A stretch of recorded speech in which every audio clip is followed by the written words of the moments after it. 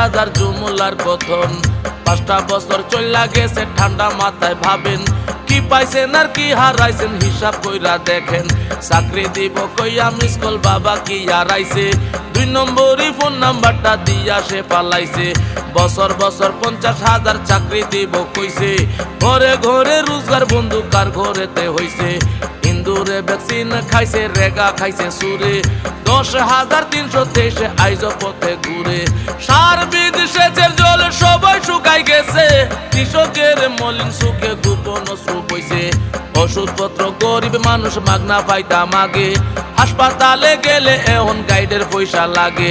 বিদ্যুতের কথা তো আর কইয়া লাভ নাই, অমাবস্যার চাঁদের মতো তাইনের দেখা পাই। ঘন্টার পরে ঘন্টা